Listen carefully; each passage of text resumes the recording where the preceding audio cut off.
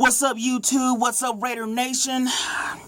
Now, I'm going to give my review of the Raiders losing to the Packers, but before we get into that, I got to talk about some sad news. Charles Woodson, one of the best defensive backs of all time, it could be argued that he is the best defensive back of all time, is announcing his retiring after this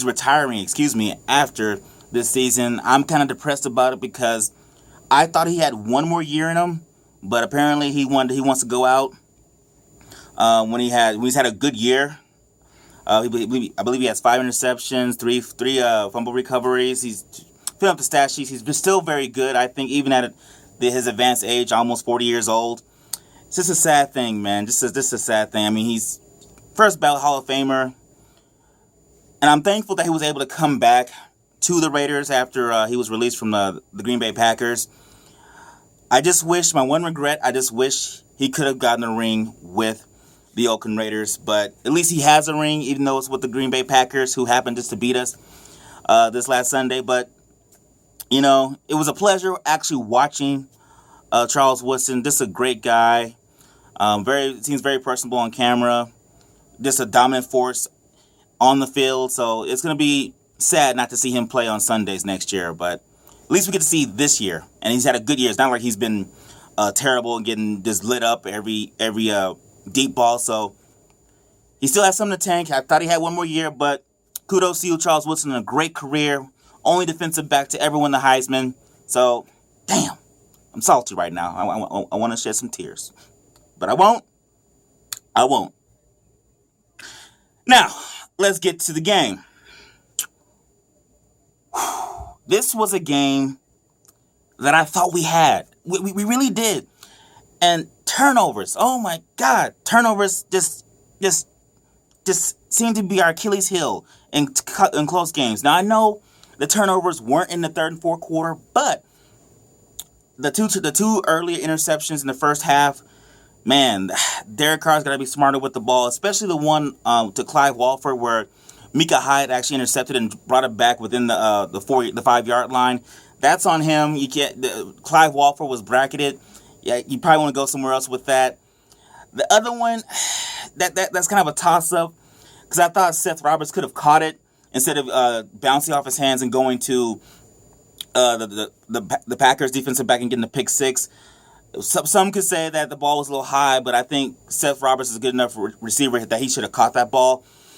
So that was really huge. If you take away that pick six, all of a sudden it's a different game. But I will give credit to Derek Carr. He settled back in after those two early interceptions and was able to have a pretty good game. He and Amari Cooper seemed to get back on the same path, have the same synergy, if you will, because Amari Cooper, he went to work. He had 120 yards, 2 touchdowns, and it's good to see him bounce back after he had no catches against Denver. And he's for the first receiver since Randy Moss to crack the 1,000-yard mark. So that's great to see. It's been a long time since we had a 1,000-yard receiver, and hopefully Crabtree can get to 1,000 yards. But I thought one thing about Derek Carr, sometimes he can't let his exuberance or youth cause him to get costly interceptions. But I love the way he bounces back. I do love that about Derek Carr. And another thing about Derek Carr, I didn't know he had those kind of wheels because I was seeing him. He had four rushes for I think about 45 yards or something like that. And I saw him kind of somewhat pull away from defenders. I'm like, whoa, I didn't know he had those kind of wheels. So that was a nice little added bonus that I saw to the game. The offensive line, it was solid. It wasn't spectacular, but it was solid for the most part. I know Derek Carr had some sacks, but I thought that was more on his indecisiveness and not getting rid of the ball earlier. There was one where he was just going back, and he should have just got out the pocket and just thrown it away, and it ended up being a sack by Julius Peppers. But all in all, I think the offensive line did okay. Gonna give credit, though. I'm gonna give a good credit to the defense, because 2 weeks in a row, the defense did a fairly good job against one of the best quarterbacks in the league. They did a better job containing Eddie Lacy and James Starks. None of them got 100 yards.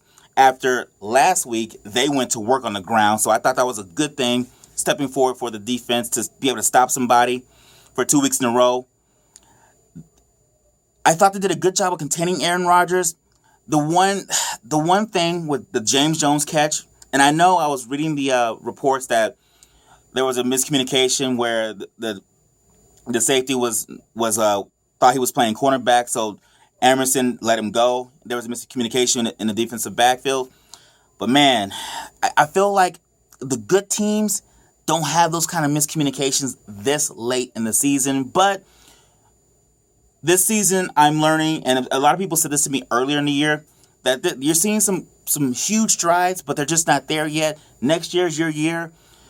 I kind of want to have us tighten up those little things now, so next year we can worry about contending. But this team is certainly trending upwards. We need to solidify our linebacking core. I think our defensive line is set going into next year. And then secondly, probably most importantly, our cornerback play, we have to get that settled in, especially since now we're not going to have Charles Woodson going into next year. So we got to get a safety, we got to get one or two more cornerbacks, and have a strong safety depth. But all in all, I said this again, the team overall is making strides. Derek Carr hopefully can be more consistent, more diligent with the ball, and not be such a gunslinger. Even though I don't want him to just be a game manager, not a game manager, but a dink and dunk guy. I still want him to take his shots, but let's be diligent when we take our shots, if that makes any sense. That might be an oxymoron, I'm not sure. But I'm happy with this. I'm happy with this team. Every game this year we've been in, with the exception of the Bengals game. So we had a chance to come back in this game. And one thing I wish we could work on now, I don't know if it's gonna happen this season.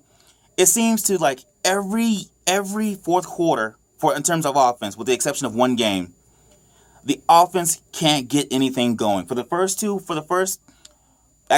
quarters, the offense seems to be working this well-oiled machine, but somehow in the fourth quarter, we just can't get anything going. We didn't run the ball at all in the fourth quarter when Latavius Murray had a lot of options. I had a lot of success in the first half. Wide receivers, I guess they can't get open anymore. Tight ends can't get open. Derek Carr's passing the ball. When we need to go down the field, he's passing the ball to Clive Walford at 4 or 5 yards away, where that's not going to do any damage. So I don't know if that's more of a tightness where the players are playing tight, or that's play calling and Bill Musgrave is somehow going into a shell, shrinking into a shell, and not calling a game that is exotic and letting the defense be put on their heels. So I don't know what it is. I'll keep looking for this next Thursday, the Thursday game against the Chargers. So hopefully that's going to be a game that we can fix a lot of things going into next year. So let me know what you guys think about Charles Woodson retiring. What do you think we're trending upwards, or do you think we took a step back with this loss against the Green Bay Packers? What do you think about Bill Musgrave's play calling so far? And bring up this game and bring up all the games. Or how do you think of him as a whole? What do you think about Derek Carr so far? I know we already know about Crabtree and Amari, but what do you think about Seth Roberts and Clive Walford going forward? Please leave comments and or suggestions for other videos. And please, don't forget to subscribe to my YouTube channel, Let It Rip Sports Show. Thanks so much, guys, for watching. Appreciate y'all.